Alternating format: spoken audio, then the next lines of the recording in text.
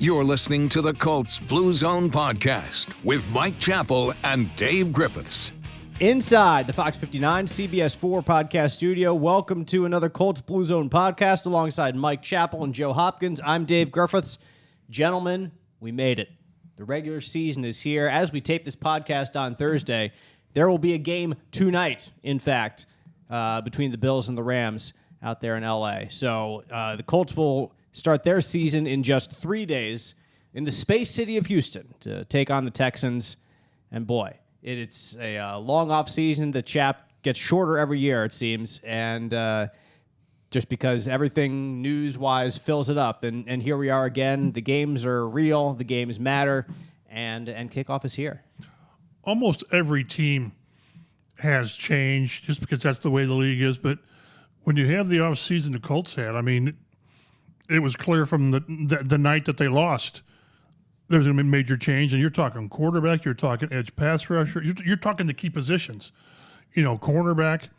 So all they didn't really address, and as we've talked about in my mind, is left tackle makes you nervous with Matt Pryor, and receiver/tight ends. But I'm so curious if our enthusiasm is well-founded, or is it just a mirage? And we'll know. We'll know how they play initially and then how they attack the first month of the season. But you've got a good feeling, but until you see it on the field, you just don't know. We will preview that game against Houston coming up. We have an injury update from team headquarters. We got to break down the keys to the game. We'll make predictions. But first, we start with the news, and it is Joe, it's not exactly the longest list of news here, but nevertheless, we'll start with signing running back Phillip Lindsay to the practice squad, cut last week in favor of Deion Jackson to the 53-man roster, which was one of the bigger surprises of the cut to 53. But Lindsay, obviously, Joe, didn't find any takers elsewhere, so he's back here in Indy to the practice squad.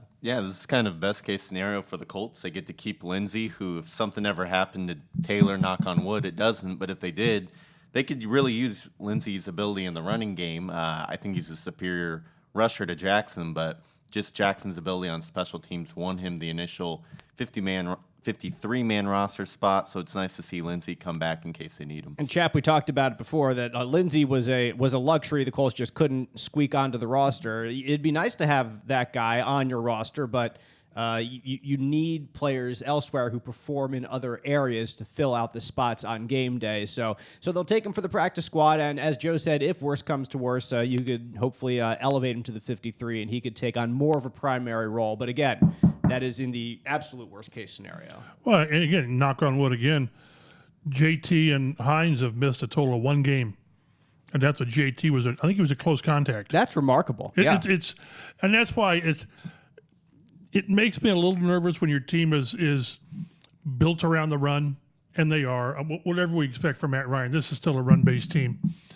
And running backs, they just get hurt. Dalvin Cook is a great player in and out of the lineup, and Derrick Henry last year. So knock on wood.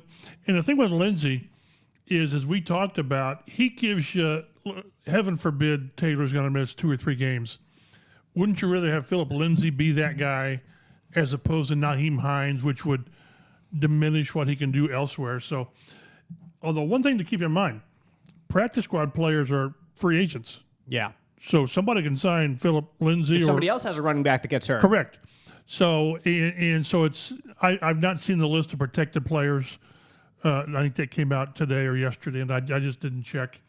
I think you can protect 4 practice squad players every week. But he gives you that cushion, and I'm sure it's something of a hit to his ego, your practice squad.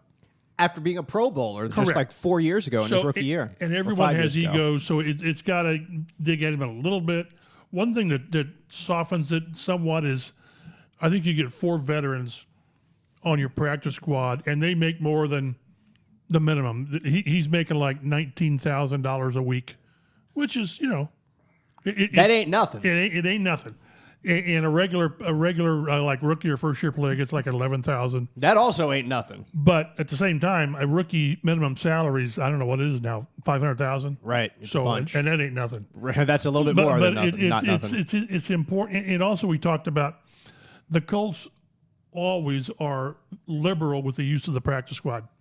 They probably had 12 or 13 players last year who were activated and played. So just because you're not on the 53 doesn't mean you won't have an impact. Right. That is an extra part of the roster, and Chris Ballard has talked about the importance of that before in the times that we've spent with him.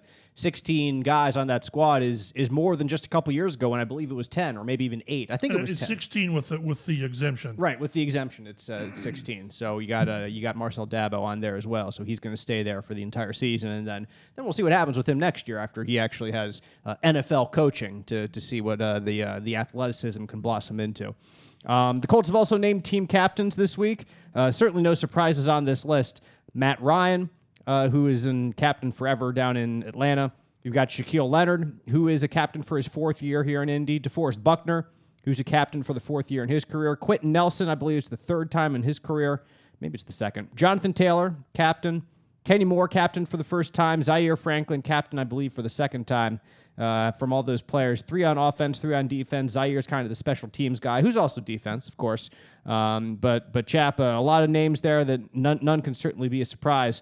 And Kenny is the new one from last year, as is Jonathan Taylor. Everyone else there was who was a Colt was a captain last year. They were captains along with T.Y. and Carson Wentz.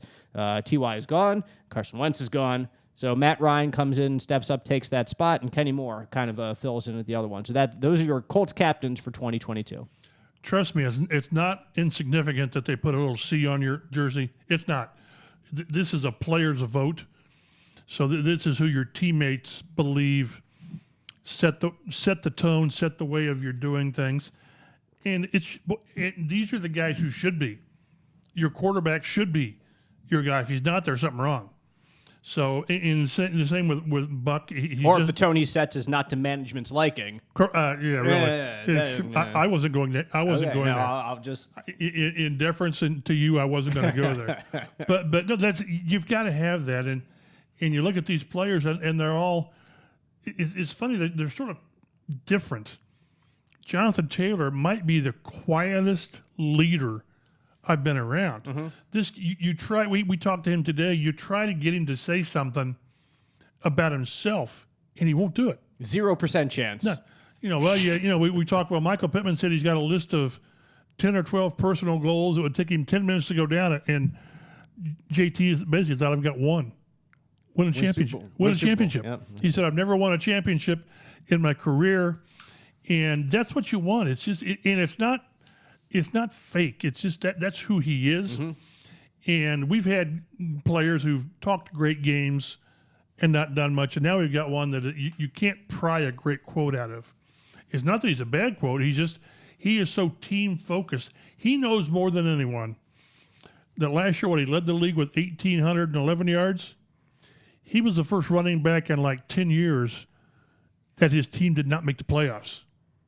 So he would have given up 500 yards to make the playoffs. To lead the league in rushing to Correct. not make the playoffs. It was Jacksonville, Maurice Jones-Drew, I think it was. And, it's all pro and league rushing leader and total yards from scrimmage. It's about the postseason. Mm-hmm. It just is. And that's, to me, this season is sort of postseason or bust. Mm-hmm. And we can get into that. But these are the leaders. If you had to kind of project who they would be beforehand, mm-hmm. you'd be pretty close with this group. Quentin, another one that is not the greatest of interviews. He's got a with presence. Us, yes, very much so. Like he steps on the field, you know where he is. He impacts the game greatly. He impacts his teammates greatly. He has the ear of the coaching staff, like we saw from Hard Knocks last year. That he has the clout to go up to Frank and be like, run the ball. How about if we run a play or two? Just call a straight run, and that even for all pros, not everyone would feel the need or. I bet there's 5 or 6 players who would feel they had the cash to do that. Yeah, and he's one of them. Yep. So the Colts have him as a captain, and then all these other gentlemen. Syracuse's Zaire Franklin, a 3-year captain for the Orange. That doesn't happen often either. He's such a great story. You don't have to tell me, but you can go ahead, please. A 7th-round pick, right? Show's a 7th-round pick. I should just shut up about it. No, don't. But a 7th-round pick who got a second contract. Yeah. It's amazing. He cut his teeth on special teams. And the sooner Shaq gets back, we'll see Zaire, I think, be more special teams. Will they cut him back until Shaq gets back? I don't know, but I think Zaire is one of the better stories coming through this. Agreed. Even though it's Syracuse. I just hate to burst that. Syracuse, yeah, absolutely. What does Hancock Health's membership in the Mayo Clinic Care Network mean for you? It means our independent health network now has access to the knowledge and resources of the world leader in medicine. It means your Hancock Health doctor can now consult with Mayo Clinic specialists to confirm a diagnosis or treatment plan. And it means that together, we're making health possible for you. Learn more about our new clinical collaboration at hancockregional.org/Mayo Clinic. Guys, the injury report is as short as it's going to be all year. So let's first of all celebrate that. Woo! 2 players. Especially compared to last year. Oh, my gosh. Let's not talk about Going that. into the season. Yeah, right. Even week 1. Heck, throughout training camp. But 2 players made the injury report this week. Dennis Kelly, with his knee injury, a limited participant in Wednesday's practice. But he practiced. That's huge. Absolutely huge. And then a full participant in practice, Shaquille Leonard, with his back injury. Chap, I wasn't sure what we were going to see with Leonard, and to see a full tag out there is promising for his week 1 status, though certainly not confirming, because Frank Reich has kind of been downplaying things for a while, or at least seeing Leonard in his full go format. Maybe he will be out there for a limited number of snaps, is something that Frank alluded to on Wednesday of this week. But to see him as a full participant, that just gives us a little bit more hope that we could see the Maniac out there in week 1. They've done a real good job of telling us not very much. They have. But which is, if I'm the team, it's the same way. Like in Pittsburgh, Mike Tomlin waited until this week to announce the starting quarterback. He could have waited until Sunday, which that's what teams like to do, to keep you guessing. But with Leonard, I really don't know. We talked to him today. Now, one thing, he was asked about playing on a pitch count. He basically said, nah, not a fan. He said, if I'm out there, I want to be out there. He said, I want to play every rep. And after talking with him, you just don't know. I asked him if is there any concern that if you come back, I don't know, too soon, whatever, there's a risk of injury. I guess it would be to the back. Right. And he did say that, well, with the back surgery, you have thoughts in your head. So it sounds like he's not totally past that hurdle. But in one thing I tried to see, and I couldn't, I tried to hang around. We get to watch the first 20 minutes, which is stretching and individual work. Of today's practice on Thursday. Yesterday. Okay. Yeah. And I tried it, and then once we're ushered out, they get into team drills. Right. And I tried to kind of linger to see if Leonard was out there with the first group. Right. And I don't think so, because I saw EJ Speed out there, and if Speed was out there, Leonard wasn't. But I am leaning towards him not playing. I think the team knows. I mean, they know. I think so, yeah. There's no way that sitting there Thursday at 50-50, we'll see. There has to be some belief, and they'll never say this, that if we can't beat Houston without Shaquille Leonard, we have more problems than Shaquille Leonard. Absolutely. So, and I don't know that they would say, let's hold him out because we can win this without him. Because if a player's ready, he's ready, and you play him. But I just don't think he plays, and that's just a gut, and it's based on nothing, and we're not going to know. I think they're going to list him questionable tomorrow. Mm-hmm. I think we were talking, when's the last time a player was full participation for 3 days and then didn't play? That would be very weird. And I'm not going to do the research it would take to go through the injury reports, because it's not worth it. But if anybody else out there wants to do that, please let us know. And direct message me, and I'll verify it. But I just think from what he said that maybe he's not quite ready. But we'll see. It's going to be a surprise. But he's a different. He's sort of like T.Y. Hilton. He's just a different kind of player. T.Y. could not practice and play. And the issue with Shaq is he's not played since, what was it, January 9th? I mean... No real live reps. No real live reps until last week. he will have basically had 6 practices. So I just don't think he's ready, as he said, to rock and roll yet. Yeah. Joe, outside of if Leonard can't play, it'll be some combination of E.J. Speed and Zaire Franklin alongside Bobby Okereke there. Your boy E.J. Speed had himself a pretty good preseason, but obviously it would be ideal to have Shaq back there. But as Chap alluded to, if you can't beat the Texans without Leonard, then that'll certainly shed. And that's not to diminish Leonard. No, not at all. Yeah, but it would shed a little bit of a light on some other issues that you have to take care of. Yeah, I thought it was interesting in your story from Wednesday, Mike, that Frank Wright was kind of talking about like the 80% mark health-wise Get for that players. from Marv Levy. Yeah, and so Shaq needs to be at least 80%. So but he says he is 80%. He said he is now 80%? He said I think he's 80%, and Frank's and Marv Levy said if a guy's 80%, he can figure it out. Okay. But he also said I think a guy needs more than 3 days of practice. So Right. he was just kind of going back and forth. Again, like I said, he got his butt sore from straddling the fence. Yeah. They're just not going to give us time frames with anybody, because then it bites them in the rear end. But you got to. Every game is important. We've seen that before. Every game matters. But it's a 17-game season. And if you think that keeping Leonard out a game part of me thinks that they initially thought the Kansas City home opener would have been the ideal return. But if he's ready to play, you play him. You just, because you only play 17. This isn't baseball where you can, miss a week and you've still got 150 games. So, but I just don't think he's ready yet, and I don't think they put him out there. Especially if you start with 2 division games right off the bat. Right. Like you want to be out there. If he can play, you're there. And certainly the Colts handled the Texans twice last year. We'll get into that shortly. But they lost to the Jaguars in Jacksonville last year. So I know I bring that up and everybody shakes their head, but I'm going to keep saying it year after year until they stop the streak. And we're not talking those guys this week, but we'll get to them. How good might Jacksonville be now that they've actually got a coach? Right. Yeah. I mean, I think they're going to be the hard team to gauge, because their quarterback's finally got a legitimate coach, which he didn't have for the first 2/3 of his rookie year. So, but we'll get to that next week. This week again creates a problem of its own.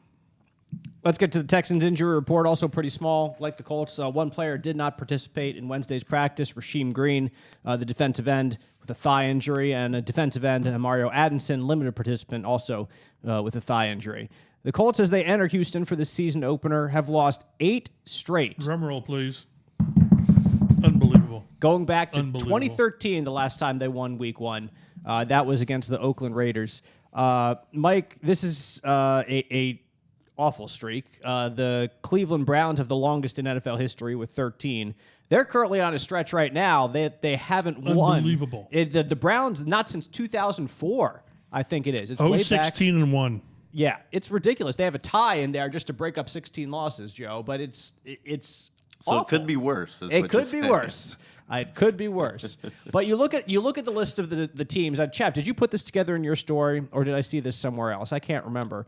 But it was a list of all the longest season opening loss streaks, and they're all these teams that are they were either fledgling teams typically, or like you see the Browns up there, you see the Lions up there, you see the Bengals up there, like franchises that have been in disarray for a long time. And the Colts and the Eagles actually were the two that were up there that have kind of showed a little bit more than that you think of a little bit better than some of these other programs. But I mean, the Eagles certainly went through their down years for sure, as the Colts did. But the Colts streak was during a time that you didn't expect them to be. So you look at it, and it's as Mike said, it's a baffling streak. It's a weird thing, but there's been something wrong, and it's gone from one coaching staff to another. It's gone from one front office to another. One quarterback to another. It's gone. And I think that's part of it. I do think the fact that they're going to have their 6th straight opening day starter, it matters. It just does. Especially when one of them is Scott Tolzien in whatever year that was. We choose to forget that year. Right. But it's when you're shuffling quarterbacks, and that one year Brissett came in, and of course it wasn't the opener. That was a Scott Tolzien year. Right. That was 2017. I believe. But you can't be firing on all cylinders when you're changing quarterbacks, and it just doesn't work. And last year, with Carson Wentz, he misses all of training camp with a foot injury. And they barely had an offseason because the team voted not to have one, basically. They had like 1 or 2 weeks, and that was it.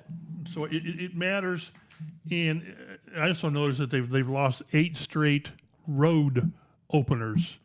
So it's just, and keep in mind, they restructured training camp to address the slow starts. Remember, all of the noon start or practice starts, I think 16 of the 18 or 14 of the 16, whatever it was, to kind of simulate 1 o'clock starts, and they wanted players to sleep in more and kind of give them rest. So we'll see. And they wouldn't do that unless they knew this was an issue. I mean, not an issue, a problem. So they're tired of talking about it. Frank sort of said, yes, it's a reality, but that's behind us. Well, it's not. It's not until you win. It's not. And if they win, then it's next week. It's what about Jacksonville? Mm-hmm. So it's another streak. Until you shut us up by winning, it's we're going to keep talking. And then in 3 weeks, it's Tennessee. And the owner sort of has more of a angst in him over Tennessee than anything else. So the only way to shut everybody up is to win, and that's what they need to do. The good news is the Colts, Joe, have dominated the Texans recently. You point out that the Colts have won 7 of their last 8 against Houston, and last year in particular, beat them twice and drummed them twice. 62-3 was the combined score. The Colts just clobbered the Texans. They had no answer for them. They matched up well. They performed well. And something you don't often see in division games because teams mostly know each other a little bit more, a little bit better. Maybe that's an advantage of having a different quarterback here and there, or different, which there aren't too many of them, a new quarterback year after year. But you do some different stuff year after year with different quarterbacks and different schemes or different skill sets they have. But nevertheless, the Colts seemed to have the Texans' number last year, and you would certainly hope that continues this year. Yeah, the Texans were a team that was completely rebuilding. They're still rebuilding, but I don't expect them to be, they finished 4-13 last year. I expect them to be a little bit better this year. And honestly, they were better than I thought just looking at the roster on paper last season. But they got a rookie quarterback, 3rd-round pick starting last year. He should be able to develop a little bit more. So I think it'll be a little bit more of a competitive game in this series this year. They certainly hope so. That's their plan. And I always think back to a couple years ago. Like this game to me, guys, it feels a lot like the opener in Jacksonville in 2020 because you're going up against one of the teams that people don't think is going to be that great in the league. You have a new quarterback, a veteran that comes in that's supposed to right the ship. There's a lot of expectations on you to take the next step as a franchise. And we all know what happened there in Jacksonville. The Colts lost their debut with Phillip Rivers. 4th quarter, they just kind of imploded, and Jacksonville won that opener. That was the only game Jacksonville won the entire season. Was that game? And I don't mean to be Debbie Downer here, but here I am bringing that up again. And like Mike, like you said, we're going to keep talking about it until they snap this streak. And even if they're going up against a team that's regarded as not one of the most competitive ones in the league, well, they've lost to those type of teams during this streak. Well, yeah, go back and look at, like you sort of mentioned 2 years ago with Houston, it took 2 fumbles at the goal line to beat them. Now, that was a Deshaun Watson team. But if I'm Houston, this is when I want to play the Colts. I mean, I want to play them out of the gate because you don't know what they are. You don't know how into it they are. Again, they didn't play a lot of starters much of the preseason. JT didn't play at all. So it's like playing Kansas City in week 3. I'd rather play them early than late. So it's just, again, this is a game, and we'll talk about it when we pick the game and all that, but this is one where you just need to get out and get in front, 10-0, 13-0. And the longer you let perceived lesser team hang around, you give them belief, and you can't let that happen.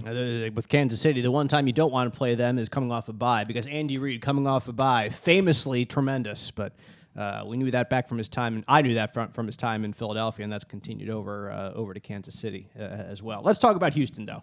The Texans are coming off a 4-13 season, gave them the 3rd overall pick in last year's draft, who we'll see plenty of. We'll get to him in a little bit. But let's focus on the Texans' offense first. They were dead last in the NFL a year ago in total yards, less than 300 per game. Also dead last in rushing with 83.6 yards per game. In fact, Philip Lindsay was on the Texans for a while, a bit last year, and was less than enthusiastic about the creativity of the play calling in Houston and Miami when he was running there, and I guess that's the nicest way I can put it. The Texans offense scored the third fewest points in the league last year with 16.5 points per game. They allowed 44 sacks, which is top 10, ninth most in the league last year. They had 22 turnovers. 5 of them came in those 2 games against the Colts last year, which you would expect since the Colts were second in the league, I believe, in takeaways. So they were able to take advantage of that, and they did. So that's the Texans' offense. The defense, big picture, they gave up the second most total yards in the league, 384 yards per game. Second most rushing yards per game, 142 per game. So it's obvious to see why the Colts were effective against them, being one of the best running teams in the league. They gave up the 6th most points per game, 26.6. So you give up literally 10 more points per game than you score. You're not going to win too many games. They didn't. They had only the 5th fewest sacks. They had 32 sacks. That was just one less than the Colts, in fact. Colts didn't have a ton of sacks themselves. Tied for 10th in takeaways in the league with 25. Not the most opportune defense, but not the most inopportune defense there either. So big picture, you could see what the Texans struggled on both sides of the ball, couldn't really develop an identity either way, and have a bit of a new regime, but at the same time, some players that they're relying on to either come back and be leaders or take the next step. And if you're talking take the next step with the Texans, Chap, it begins with the quarterback, Davis Mills. He was a 3rd-round pick a year ago, played quite a bit as a rookie. You don't see a lot of 3rd-round picks getting a lot of pub, unless it's Russell Wilson, who comes in and steals the starting job, and then Seattle's never the same. But Mills, Dak Prescott. Another 3rd round. Exactly. There you go. It was just stuck in my head. The deck was stacked against him last year. Kind of like you would say Trevor Lawrence in Jacksonville as well, as you alluded to earlier. But I think this year you might have a little bit more of an idea about what Mills can do. And I know that there's a lot of people in Houston who are very optimistic about his abilities. But now you get the chance to see against live action, live opponents, if, in fact, over this offseason he has developed, he has taken the next step, and can be some guy that this franchise leans on to not be a 4-13 team this coming year. Yeah, I was looking. I think the over/under on their wins is 4.5. And Vegas knows what they're doing. They do. So, but yeah, it's important, and he's got a better team around him. He's got a better coaching staff. Lovie Smith has proven. So, but the Texans have to decide, and they will this year. Is he the guy? Yep. The worst thing you can do. We've talked about this. It sucks not to have a quarterback. It's almost worse to have a guy you think might be the guy, and then after 2 or 3 years, you say, we were wrong, because then you've wasted years of young players. The Daniel Jones theory. Oh, it's purgatory. Yep. You know, you'd rather not know. You'd rather know that this guy isn't the guy. So, but he played well. He kept his head about him. So, this will not be an easy out for the Colts at all. Davis Mills, Joe, last year, you look at his stats, and you don't see a lot of rookies completing 66% of their balls. So, I mean, that's a pretty good number. Not that they're really attacking down the field too much. It was a lot of very simple, close to the line of scrimmage stuff. Only 16 touchdowns to 10 interceptions. But again, like 16 and 10 is, for rookies, that's not the worst. It's not good by any stretch of the imagination, but touchdown to interception ratio, it's not bad. Like, you've seen that he can be somewhat of an efficient quarterback. I think it's going to come down to, can he make plays? Does he have guys around him who can make plays? And can he continue to make some good decisions and maybe take the next step in that this year? And like I said earlier, just take the next step and develop a little bit. Yeah, I thought he was pretty darn impressive for a 3rd-round rookie quarterback with not a lot to throw to other than Brandon Cooks. 0 running game.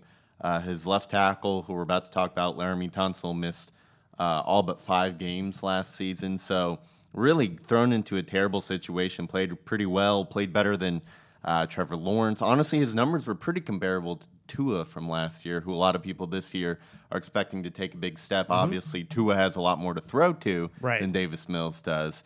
But I think Davis Mills can be a serviceable quarterback in the NFL based on what he showed as a rookie. Maybe not the highest ceiling, but a Kirk Cousins type quarterback, a guy who you can rely on to move the chains, get the ball up and down the field, but not maybe carry the entire load. So we'll see if he takes that step or kind of shows why he lasted till the third round in the draft. You mentioned Laramie Tunsil is back. He's a two-time Pro Bowler, did miss both matchups against the Colts last year.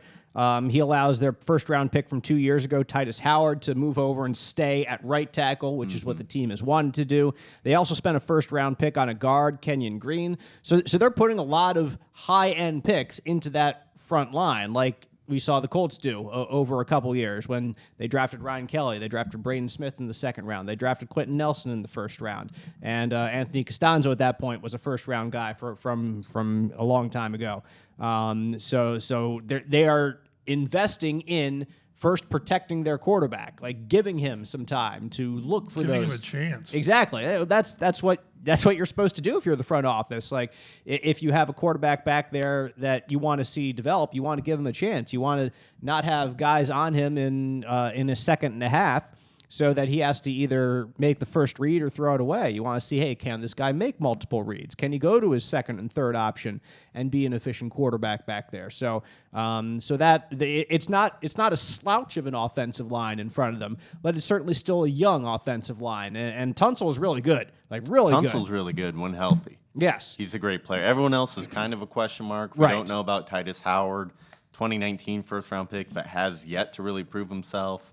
We'll see if we even see Kenyon Green. The Texans' official depth chart has him listed as second string, so we'll see how accurate that is. We'll see how quickly the rookie can burst into the starting lineup. But it should be a much improved offensive line just with those two tackles able to stay in play. The talent of a first-round pick being able to focus on right tackle. And then Laramie's one of the best in the business when healthy. So Yannick and company are going to have a little tougher time getting to Davis Mills than the Colts had last year, even without Yannick. And Brandon Cooks is still the number one receiver there in Houston. Last year had 90 catches, so he caught a lot of balls, but just went a little bit over 1,000 yards and 6 touchdowns. So it was 90 catches that again, were not downfield threat catches. It was a lot of things that were close to the line of scrimmage. That's, 11, 12 yards per catch.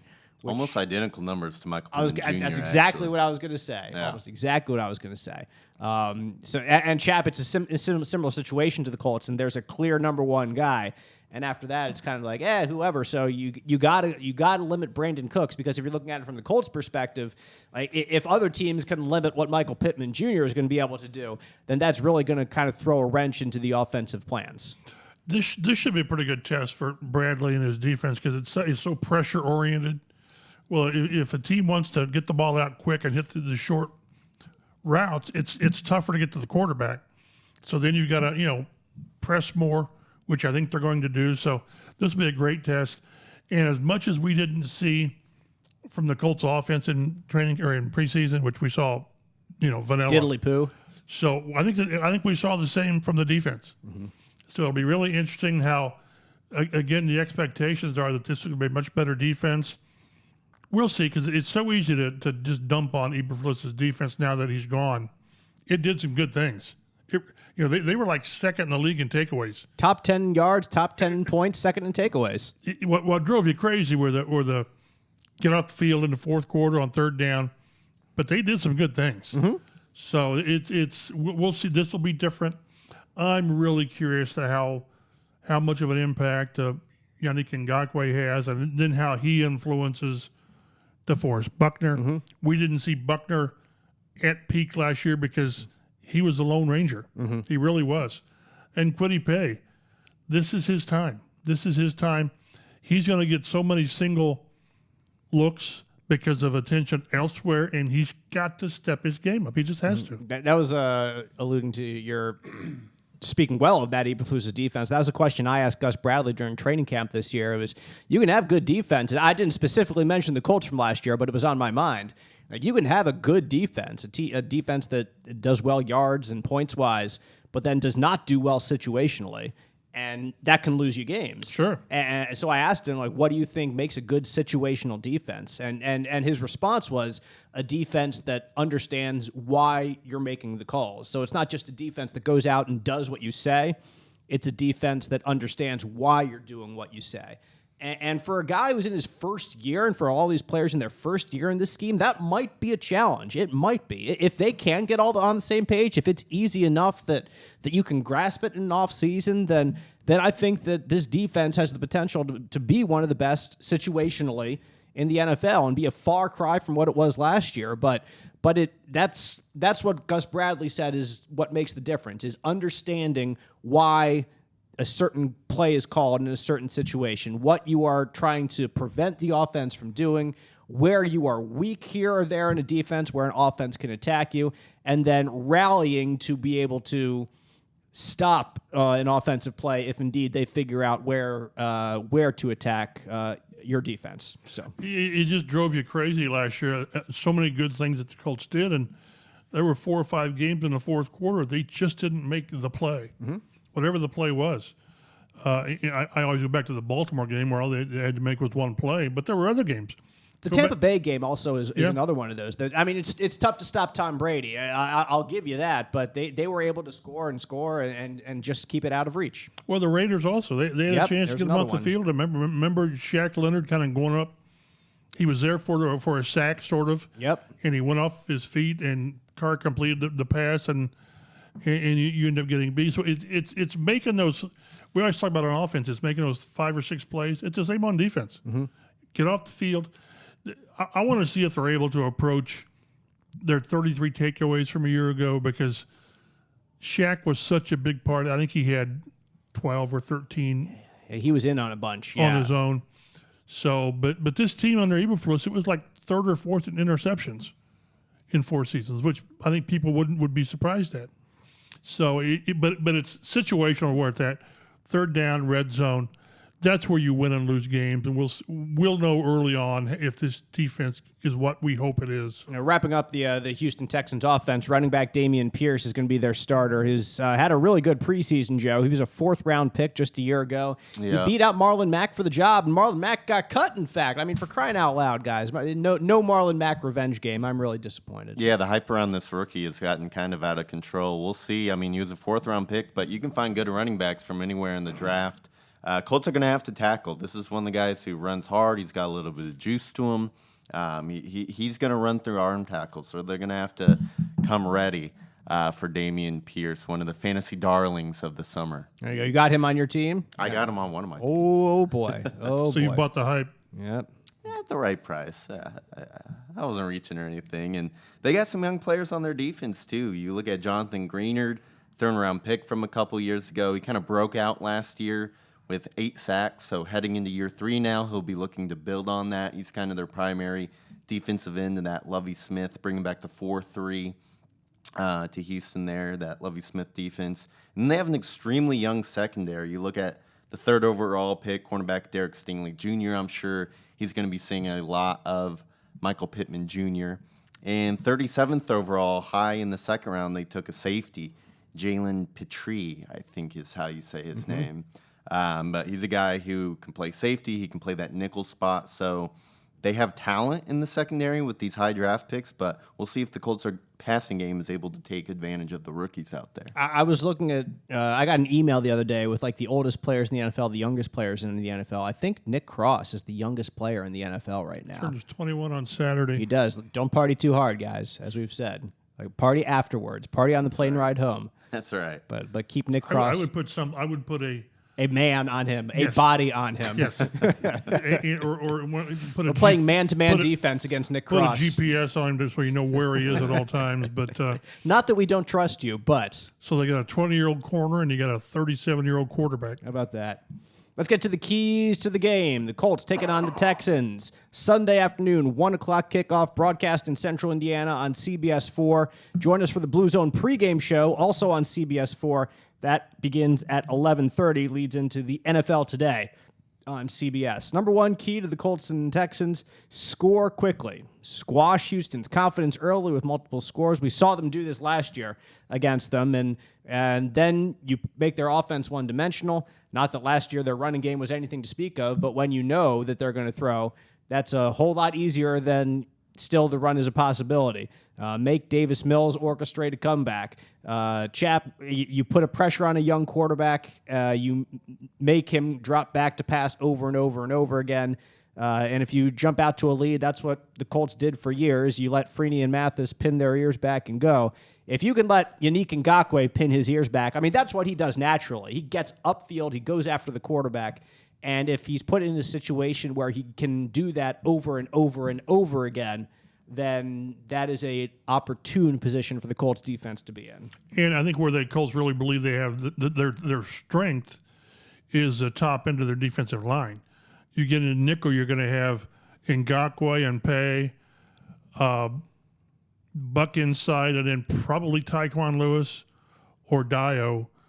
And that's what you want. You want to get to where you got your linemen fresh, and you get them 3rd and 7, and you get pressure, because even the best quarterback doesn't like people around him. He just doesn't.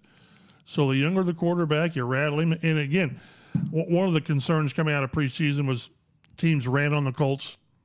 I mean, second half, they just did. It was in the second halves mostly. But it was guys. It was guys for the most part that aren't here. Right.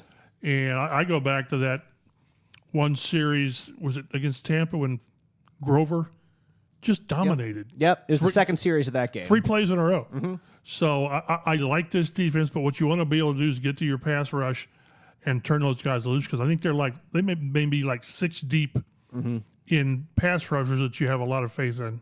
And that's what Grover said. Like, I asked him again this preseason, was like, how do you know you're ready? He's like, or do you want to play in the preseason? Like, yeah, I'll just go in. I forget what he said. It was something like crack a few skulls and then I'm good to go. That wasn't exactly what he said, but it was something to that extent. And it had that kind of get in there, hit somebody, or something like that. Dang it, I wish I remembered exactly. It was more than that. Yeah, it was like I said. It was like crack some. It was something that had a little bit more of a meaning to it, but messed some dudes up. I forget what he said, but he did. He certainly did that on that series for sure. It'd be great to see him do that. If he can be a disruptor like he was on that drive, I mean, you have him and Buck, then Ngakoue on the outside, and then who knows what Kwity Paye is going to be this year. Yeah, you're right, Chap. The front end of their defensive line, they're really optimistic about this year. The other side of the ball, however, the offensive line. This is the second key to the game. It has to be ready, because you have 2 new full-time starters with Danny Pinter stepping into that right guard position, and then, of course, Matt Pryor being the left tackle to protect Matt Ryan's blind side. Ryan has been unusually healthy as well in his career, in spite of having a less than good offensive line with the Falcons. But enough blindside hits will take any quarterback out, so that needs to be strong. It needs to be steady. Pryor needs to be reliable out there. And Joe, if the Colts want their offense to run at peak efficiency, they've got to be ready immediately right now, and Pryor is going to step into this role that he's never been in before. Yeah, you talk about a team with a 37-year-old quarterback. You talk about a team that wants to be run first and pound the rock down your throat with Jonathan Taylor. The offensive line is going to have to step up and once again be a strength of this team. Now, I don't expect them to be a top 5 unit, but I think they should. I think top 10 is within their possibilities. They should hover around the 10th best offensive line in the NFL, because if they're below average, the offense is not going to work how it's designed to work with Taylor, with the quarterback. I think Matt Ryan can move around a little bit. We've seen him move. He's not Phillip Rivers. He's not Phillip Rivers out there, but that's also not his strength either. So the offensive line is going to have to be above average this year, which I think it can be, but they need to prove that week 1 in Houston, because the offensive lines after Houston are only going to get better and better. And we saw last year. Or defensive lines, I mean. The weak link of the offensive line was left tackle. Eric Fisher he probably came back too soon from the Achilles, and he just wasn't good in pass protection. And that was with a quarterback that could move. That could move. Yeah. So the quarterback, he wants protection. You don't want to get that guy hit, but they get hit. But you need to be able to trust your left tackle, because generally teams don't protect the left tackle much. The Colts seldom did with Costanzo. So the more you have to protect your left tackle, it diminishes what you can do on offense. So I want to see how well he plays because teams are going to test him because most teams have quality pass rushers. And one guy we didn't talk about, Jerry Hughes. He's a team captain in Houston. Jerry Hughes, back from the dead again. I mean, he's like 34 and he's still giving pops. So it's and they've got another former Colt. Is it Philip Rivers? Philip Rivers. Wait, what? Philip Dorsett, I believe it is. Yeah, Really, they Philip do have Dorsett? Dorsett. Oh my goodness. But no, it's so much favors the Colts in this game. But like you said, Joe, Houston's got some pop. Mm-hmm. And if you don't, the longer you let a lesser team hang around, they just start believing. Yep, and that gets into our last key, which is I kind of mentioned it a bit talking about the first key, and that's the pass rush. Prove it to be legitimate with Ngakoue, Quidipe, Dio, Dangbo on the outside, whoever it is. Get after Davis Mills and don't let him get comfortable. Don't let him settle into a rhythm. Don't let him complete 66% of his passes easy. Make it difficult on him and close out the game with those guys. Because, obviously that's the key to this game. That's what we saw happen time and time again last year is teams were able to come back on the Colts. I know they were I forget the exact stat, but, in all my fantasy research that they do, a lot of the analysts were talking about Taylor not being as good fantasy-wise this year because the Colts were either the team that led the most or they were one of the top teams that led for the most time during the entire season. But they were only 9-8 because they let so many games fall in the fourth quarter. What an awful stat. Zach Kiefer came up with a stat, and he looked at it. They were like, if you look at the quarter-by-quarter breakdown, they were like plus 40-something first quarter, plus 40-something, plus 50-something, and then a minus 45 or 50 in the fourth quarter overtime. Yeah. Well, that's when you win games. You close out games. Well, and when we talk about last year's defense being so good at stopping the run, well, when you have a lead and it's the fourth quarter, these teams aren't running anymore. They're only passing, and the defense was not designed or didn't have the right people in there to stop a pass first team because they couldn't get to the darn quarterback. And we haven't even talked about the secondary.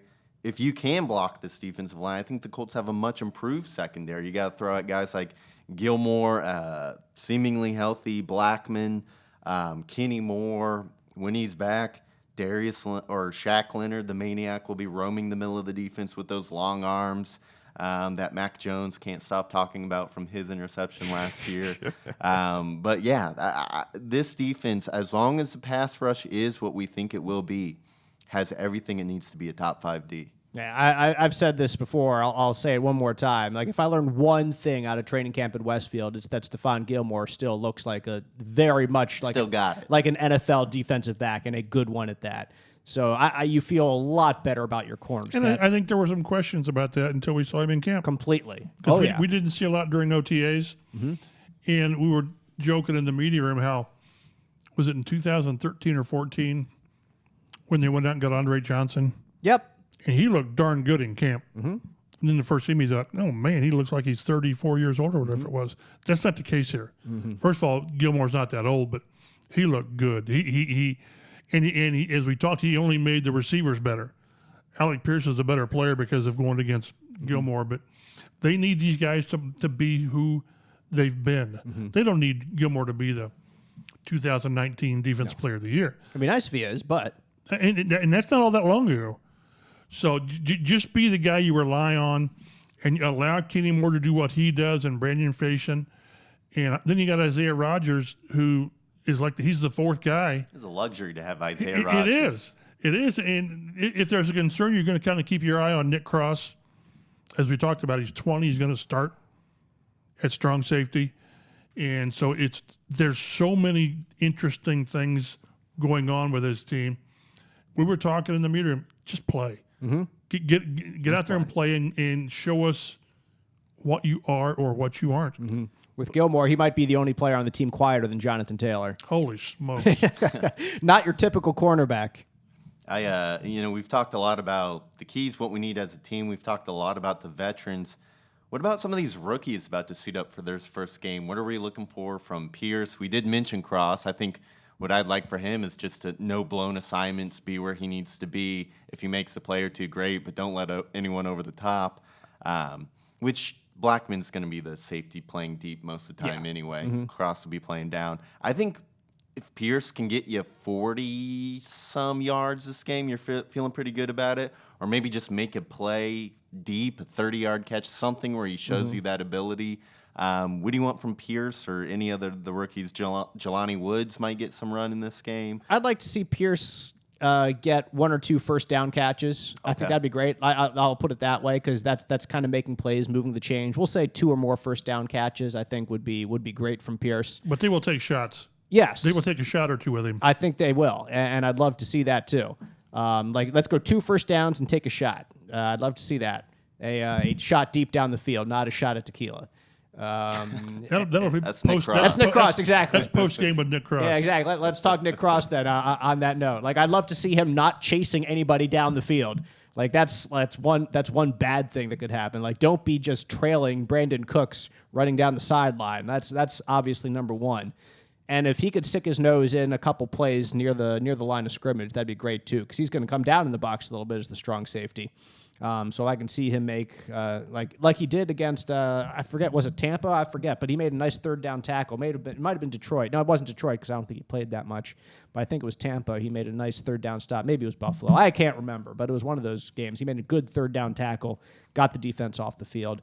That'd be great. Jelani Woods, if I can see him over the middle, on a seam route, that'd be cool because that's what you want him to be. I think you want him to be a guy who can attack down the middle of the field. I'd like to see him out there blocking a little bit. It'd be nice to know we have 2 tight ends who can really block because of how long the Colts have had that. And speaking of, he's not a rookie, but Kylan Granson, it'd be nice to see a little something out of him too. I would love to see Kylan Granson get 5 or more catches. I would love to see that. I know that might be a little bit much to ask if you're trying to go for Pittman and Hines more so.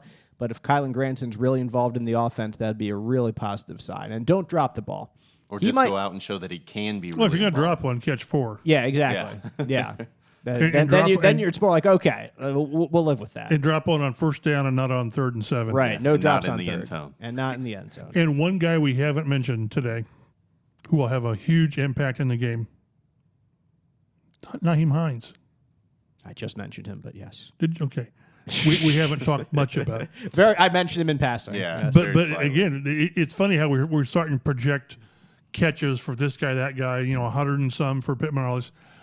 Hines, I think we're going to see how much they plan on really making him, I hate to say a central part of the offense because that's JT, but I want to see how much they really, really try to, 6 or 7 rushes and then, 6 or 7 targets? I don't know what's too many. Maybe there's not a number that's too many. Yeah, it'll be interesting because, you got JT, who's your kind of do-it-all running back. You got Pittman, who's kind of the same thing but at wide receiver. And then everyone else is kind of like a role player that you're going to scheme stuff for. You're going to scheme Nyheim Hines looks. You're going to scheme stuff for Kylan Granson since he isn't your primary inline blocking tight end.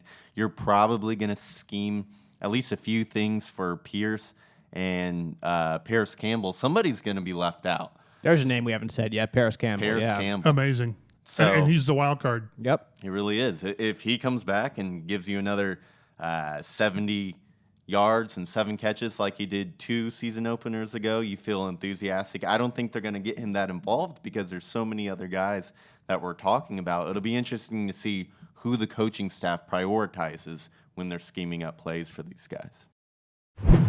Since 1951, Hancock Health has been centered around you. And now, as a member of the Mayo Clinic Care Network, our services are amplified by the world leader in medicine.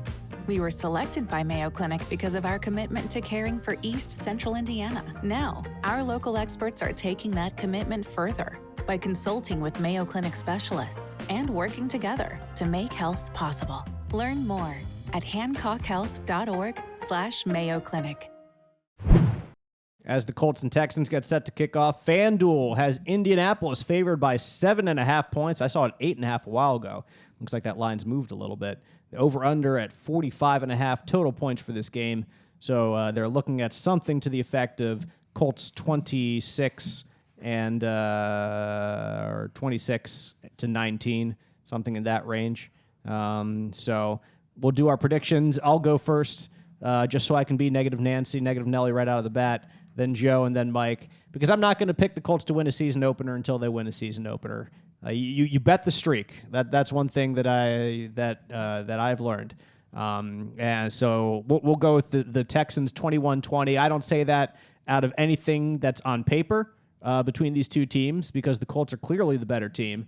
But when there's a problem, it would be, to my approach, just foolish to ignore the problem. And this has been a problem in the past. I'm not going to say the problem is over until it's certainly over. So that's my prediction for this week. Joe? I'm of course taking the Colts. Oh, naturally. I think most people will. Yeah. And that's fine. I get it. I'm going to take the Colts 27-17. I don't think we're going to see the kind of blowouts that we saw last year against Houston. I think Houston's going to be a better team than they were last year, but I think the Colts still have the superior talent, and they're going to win by 10 points. Chap? Well, I wrote down 27-16. Okay. The good guys. And I understand what Dave's saying. I mean, you bet the streak continues. You don't, you go broke betting on streaks to end. Right. But I just the impact losing the opener would have on this team, then knowing you've got Jacksonville on the road next week. Guess what I'm going to predict for that game? Oh, you talked about pucker. So I just it's not blind faith. It's from watching what these guys have done in the offseason and what we've seen in camp. They're clearly the better team, and that's why we've harped on it. Don't let them hang around. Mm-hmm. Don't get in the fourth quarter where it's 17-13, 17-14, and then any mistake you make beat you. Right. And one guy I don't think we did talk about, the kicker. Hot rod. Does this game come down to a couple of important kicks? And I think there's still questions in a lot of areas on is he the reliable guy? So don't let it come down to them making a 47-yarder, you making a 45-yarder, you making a stop. Jacksonville last year here with the sack of Trevor Lawrence, when they're going in to do something. Yep. Don't let lesser teams believe they have a reason to win. Yeah. Couldn't have put it better myself. These first two games are so important for so many reasons. We've talked about how hard it's been for the Colts to dig themselves out of that hole. They weren't able to last year. 2 division games to start the season, 2 chances to snap embarrassing streaks to start the season. And then after that, you got Kansas City, you got Tennessee, and you got Denver. So, you hope to win 1 or 2 of those. You're probably not going to win all 3, so it'd be nice to start the year with a 2-0 cushion before the season gets a lot more difficult. Well, 2 other streaks to think about. The Colts have opened up the season at Houston twice, and they're 0-2. And also the Colts have lost 8 straight. Matt Ryan has lost 4 straight season openers. So there's just a lot of stuff going on. And the only way to shut us up is to win. Like you said, you go broke betting on streaks to end.